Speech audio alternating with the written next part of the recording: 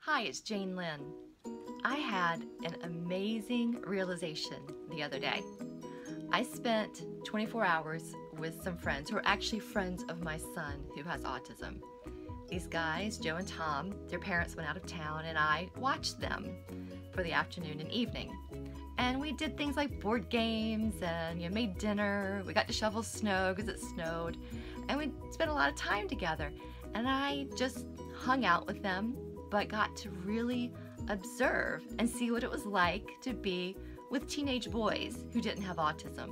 What was so interesting to me was that we'd be hanging out doing a board game and Joe would get up and walk away, and no big deal, we all do that. And then I realized a few minutes later he didn't come back, so I said to Tom, "Where'd Joe go?" He said, "Oh, he's probably downstairs working out or playing his music." And then I would listen and say, "Oh yeah, I hear the drums." A few minutes later, maybe like 15 minutes later, Joe would come back and we would continue hanging out or doing our board game. Then I noticed later on in the evening, the same thing happened with Tom. He got up and walked away. No big deal, right? He stayed in the house. I didn't need to go check on him. But about 10 minutes into it, I said, "Hey, Joe, where's Tom?" And he said, "Oh, he's probably reading somewhere." I was like, "Oh, okay, no big deal."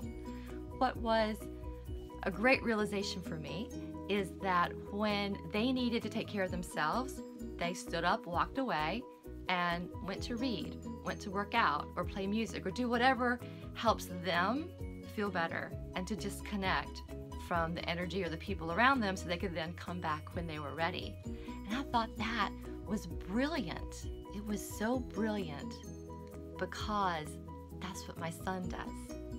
He'll be in a game with Joe and Tom and then get up and walk away for 5 minutes, maybe 10 minutes. And William will either go and flap his hands or go read a book or walk outside for a minute and breathe some fresh air and walk back inside. But when he's ready, William comes back to the group, just like Joe and Tom did. So what I learned from hanging out with these two amazing boys who don't have autism is that we're all doing the same thing. We take care of ourselves when we need to take a break. So kids with autism aren't different. Other kids aren't different. We're all different. We're all unique. And let's celebrate that.